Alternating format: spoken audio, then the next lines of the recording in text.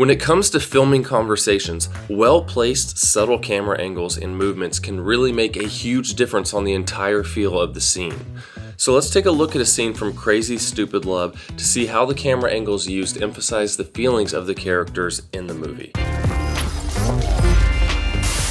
In this scene, Emily, who cheated on her husband and is in the middle of a divorce, brought her son Robbie to work with her. The camera angles used here are what you typically see at the start of a normal conversation, with a medium type of over-the-shoulder shot that's roughly eye level from both people's point of view. So how is he? Oh no, I'm sorry, forget it. Just ignore me. Forget He's going out a lot. We see that the cameras stay at this wider over-the-shoulder shot as the conversation starts out casually, but when Emily asks about how her husband Cal has been and the conversation becomes more intimate, we see a closer over-the-shoulder shot as they start opening up about their feelings.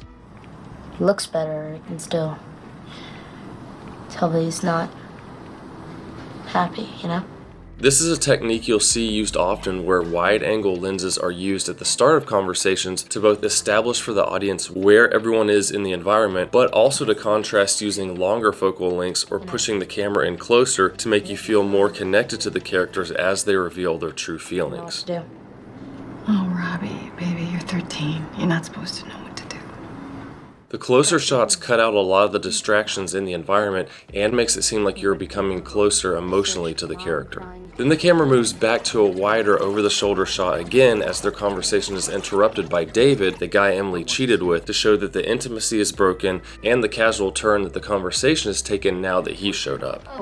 David, this is my son, Robbie. Robbie, this is David. Robbie knows about his mom's affair with David, and this reverse camera angle of Robbie would typically be an over-the-shoulder shot from David's perspective, but instead we have it simply focused on Robbie with his mom in the background, showing that David isn't welcome in the conversation from Robbie's point of view.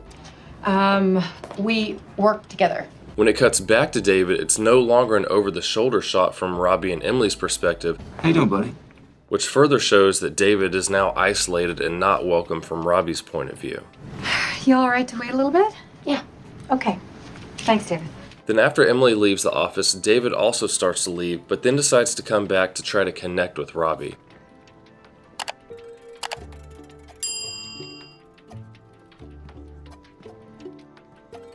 So, Robbie.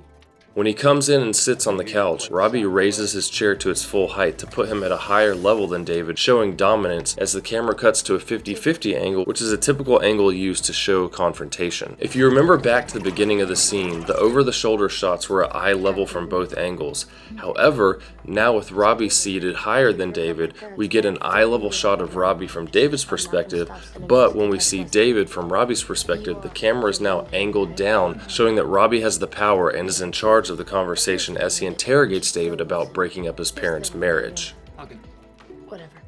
From David's perspective, we have a single shot of Robbie rather than an over-the-shoulder, but I think in this case that's more from a logistical reason of not being able to get that angle because David is seated right against a wall, rather than a purposeful placement of trying to convey any kind of emphasis on the internal feelings of Robbie. Then the camera finally cuts back to a wide angle and Robbie's mom returns, followed by single shots of Robbie and Emily to show how David still isn't a part of their conversation or relationship. Get your stuff.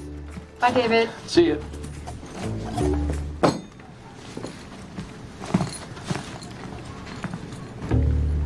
And I know it may seem like that's taking a lot out of this, but there really are a lot of things you can do with your framing that help to better tell your story.